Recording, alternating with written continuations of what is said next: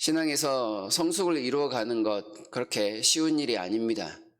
그러나 이 쌓아놓은 신앙을 잃어버리는 것은 한순간에 이루어질 수 있습니다. 그래서 그 신앙을 다시금 쌓고자 하는 것은 처음보다 훨씬 더 많은 수고와 어려움이 따를 수 있습니다. 이스라엘 사람들이 그 역사에서 보여주고 있는 모습이 이와 같습니다. 하나님을 믿는 믿음을 소홀히 여기다가 그들은 하나님께 징계를 받습니다. 그 대표적인 사건이 70년간 바벨론에서 포로 생활을 한 일이었습니다. 포로 기간 동안 그들에게는 남은 것이 아무것도 없었습니다. 예배드릴 성전도 없었고 그들은 먼 이방 땅에서 우상 숭배자들과 함께 살아야 하는 그런 삶을 살았습니다. 신앙을 처음부터 끝까지 잃어버릴 위기에 있었지만 그나마 하나님을 믿고 있을 수 있었던 것은 하나님이 그와 함께 계셨기 때문입니다. 어제 목사님을 통하여 살펴보았던 것처럼 먼 이방 땅에 사는 사람들이 여전히 하나님의 이름을 부를 수 있었던 것, 그것은 하나님께서 성전이 없었음에도 불구하고 그들과 함께 계셨다는 사실을 우리는 말씀을 통하여 살펴볼 수 있었습니다. 하나님께서 그렇지만 70년이라는 시간이 다 지나고 나서 다시금 이스라엘 백성들에게 기회를 주셨습니다. 그들의 신앙을 회복할 수 있는 놀라운 기회 말입니다. 포로 기환을 성사시키면서 이방의 왕을 통하여 이스라엘 백성들로 하여금 고향으로 돌아가 성전을 지으라는 아주 놀라운 말씀을 듣습니다. 필요한 모든 것들, 성전의 기물들까지 다 가지고 가라는 그런 파격적인 대우였습니다. 이제 이스라엘 사람들은 자유롭게 고향 땅으로 돌아가 성전을 지을 그 사명을 다시금 부여받게 된 것입니다. 그러나 이들의 삶이, 돌아왔던 이스라엘 백성들의 삶이 쉽지 않았습니다. 예전과 같은 영광스러운 삶, 신앙을 회복하는 삶이 만만하지 않았던 것입니다. 생각지 못한 어려움들을 만나기 시작합니다. 학개 선지자는 이렇게 다시금 신앙을 회복하기 위하여 이스라엘 땅으로 돌아온 사람들을 향해서, 어려움을 만난 사람들을 향해서 그 하나님의 말씀을 선포하고 있습니다. 이스라엘 사람들이 만난 어려움들을 한 3가지 정도로 살펴보고자 합니다. 먼저 이스라엘 사람들은 다시금 신앙의 자리로 돌아오기가 쉽지 않았습니다. 오늘 본문에는 그런 내용이 나오지는 않지만 에스라서를 보게 되면 포로로 끌려갔던 사람들에 비해서 포로로 귀환한 사람들을 보면 아주 소수의 사람들만 돌아오고 있는 것을 보게 됩니다. 많은 사람들이 70년이라는 시간을 이방 땅에서 보내면서 그들은 그곳에 완전히 적응해 버리고 말았습니다. 돌아가야 한다는 사실은 알았지만 막상 자신이 70년 동안 이루어 놓은 그 일들을 다 내어버리고 또다시 고향으로 돌아가 새로운 것을 시작하기에는 많은 부담감이 따랐던 것 같습니다. 그래서 레위인들을 중심으로 했던 소수의 사람들만이 다시금 예전의 신앙을 회복할 수 있는 그 자리에 이르게 됨을 보게 됩니다. 어떤 이들이 교회를 떠났다가 다시금 교회로 돌아오겠다라는 말을 듣습니다. 그러나 마음은 있지만 실천에 옮기지 못하는 경우들을 종종 보게 됩니다. 익숙해져 버린 세상의 삶을 접고 다시금 이전에 거룩한 삶, 경건해야 하는 그 삶으로 돌아오려니 부담스럽게 느껴지는 것 같습니다. 그리고 주변 사람들로부터의 그런 조롱과 혹은 지나친 관심들이 더욱더 어려움으로 다가오는 것 같습니다. 이러한 어려움들이 있어서 하나님께서 새로운 일, 약속하신 일을 실천하시려고 하는데 많은 사람들이 모이지 않았던 것입니다. 둘째 문제는 사람들이 자기 자신을 쉽게 합리화시켜 버린다는 사실입니다. 원수들은 어디에나 있었는데요. 바벨론에서 포로로 귀환한 사람들이 아주 큰 뜻과 하나님의 말씀을 품고 새로운 일을 시작하려 했을지라도 여전히 원수들은 그들을 방해하는 일들을 했습니다. 돌아온 사람들이 곧장 성전을 지으며 그들의 사명을 실천하려고 했지만 방해가 만만치 않았던 것입니다.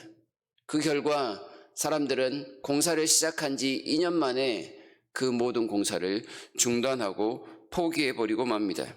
그리고 나서 그들은 2절의 말씀과 같이 여호와의 전을 건축할 시기가 이르지 아니하였다라는 말로 자기 자신을 합리화시켰습니다.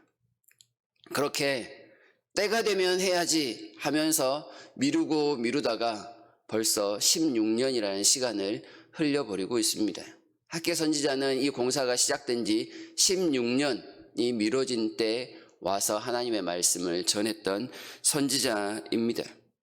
한번 하나님 앞에서 크게 결단하고 마음을 먹었던 일이 좌절하게 되면, 방해에 부딪히게 되면 이렇게 엄청난 시간을 허비하게 되는 것을 우리에게 보여줍니다. 하나님의 때가 이른 것이 아니라 그때는 이미 지속되고 있었음에도 불구하고 방해를 생각하지 못하였기에, 어느 곳에나 원수가 있다라는 것을 예상하지 못하였기에 그들은 크게 좌절해버리고 말았던 것입니다. 다시 때만을 기다리며 아까운 시간을 허송해서는 안 된다는 걸 한 번 더 생각하게 만듭니다. 세 번째, 영적인 무지와 어둠이 있었습니다. 선지자는 그렇게 시간만 낭비하고 있는 사람들을 향해서 5절과 7절에서 자기의 행위를 살피라고 거듭 강조하고 있습니다. 성전은 황폐했지만 자신들의 삶을 살아가는 데는 너무나도 재빠른 사람들의 모습을 보면서 그 이유가 무엇이냐 이야기합니다. 또한 그들이 많은 수고를 하고 있음에도 불구하고 그 수고에 합당한 결과를 얻지 못하고 있는 그 이유가 무엇인지 한번 생각해 본 적이 있는지 묻고 있습니다. 그들은 지금 하나님의 명령을 따라, 그리고 약속에 성취하시는 하나님의 도우심을 따라 예루살렘에 와 있습니다. 척박한 광야에 사는 것이 아니라 하나님이 계시는지 안 계시는지 잘 보이지 않는 이방 땅에 살고 있는 것이 아닙니다. 적과 꿀이 흐르는 그 약속의 땅에서 살고 있습니다. 그것도 하나님의 도우심으로 말미암아 그 땅에 와 있는 것입니다. 그것은 그들이 당연히 하나님의 복과 풍요를 받아야 한다는 것을 나타내는 말씀이었습니다. 그럼에도 불구하고 오늘 말씀을 보니까 열심히 수고하였지만, 열심히 벌어들였지만 자신들에게 남는 것이 없는 그런 초라한 삶을 살아가고 있었습니다. 그것은 결코 우연이 아니었다, 하나님이 가르쳐주고 있습니다. 마땅히 복을 받아야 함에도 복을 받지 못하니 그들이 저주에 가까운 삶을 살아가고 있었던 것입니다. 그 이유가 무엇입니까? 성전을 지어야 했던 사람들이, 성전을 지으려고 했던 사람들이 그 모든 일들을 다 내려놓고 자신의 집을 짓는데 바빴기 때문이라고 하나님께서 가르쳐 줍니다. 9절 말미에 보시게 되면 내 집은 황폐하였으되 너희는 각각 자기의 집을 짓기 위하여 빨랐음이라. 4절에도 그런 내용이 나오죠. 성전이 황폐하였거늘 너희가 이때에 판벽한 집에 거하는 것이, 판벽한 집은 아주 잘 지어진 고급 집을 의미합니다. 성전과 자신의 집이 너무나도 대조되는 그런 상황인 것입니다. 저주를 당하고 있는 상황이었음에도 불구하고 자신의 삶을 돌아볼 겨를이 없습니다. 그 이유는 하나님의 말씀이 없어서 무엇이 잘못되었고 어떤 이유에 처해 있는지를 깨달을 형편이 못 되었기 때문입니다. 그저 열심히만 살면 되겠지라는 생각이 작용했는지도 모르겠습니다. 하나님의 사람들에게 물론 열심히 사는 모습이 필요합니다. 그러나 무조건 열심히만 살면 하늘에서 도와주겠지라는 생각은 우상숭배자들이 하는 생각이며 행동입니다.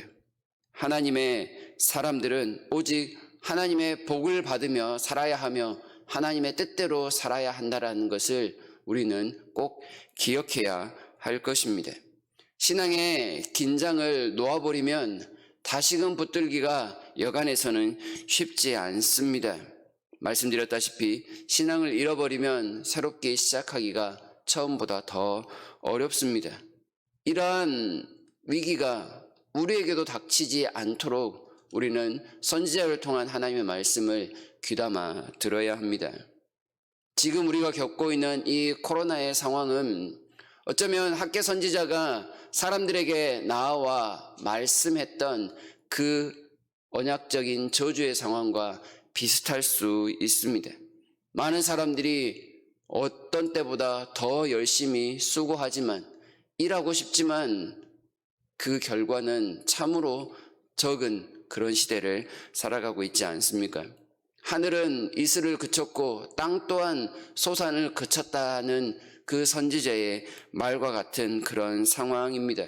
게다가 사람들은 소산이 적은 것으로 인하여 크게 분노하며 그들의 마음 둘 데가 없어서 괴로워하고 있는 모습들을 겪고 있는 시대입니다. 이러한 때 선지자의 말씀처럼 우리 스스로 우리의 행위를 살펴야 합니다. 하나님의 사람으로서 하나님 앞에 무엇을 먼저 해야 하는지 그 우선순위를 발견할 때라는 사실입니다. 이 상황이 더 심각해지지 않도록 하나님 앞에 말씀을 붙들고 살도록 노력해야 합니다. 우리와 우리의 가족과 우리의 자녀들이 하나님의 말씀을 떠나지 않도록 더욱더 각별히 주의해야 합니다. 하나님을 마음껏 섬기는 때가 이르지 아니하였다, 이렇게 합리화시킬 수 없습니다. 하나님을 마음껏 섬기는 때는 이미 이르렀고 이미 진행 중입니다. 그때는 바로 지금입니다. 우리가 미뤄 놓았기 때문이지 그때는 이미 시작되었다라는 것을 기억하면서 하나님의 말씀을 구해야 하겠습니다. 어제 말씀을 기억하시면서 숨어있는 하나님이 아니라 우리가 보지 않았기 때문에 볼 수 없는 하나님임을 꼭 기억해야 할 것입니다. 그 하나님을 찾고 찾을 때 우리는 하나님을 통하여 다시금 일어설 수 있을 것입니다. 혹시나 코로나 때문에 미뤄두었던 일들이 있다면 오늘부터 다시금 시작해야 하겠습니다. 그것이 하나님이 오늘도 우리에게 말씀을 들려주시는 분명한 이유가 됩니다. 하나님의 마음을 알고 하나님 앞에 한 발짝 더 가까이 가시는 오늘 하루의 삶을 살아가기를 진심으로 바랍니다.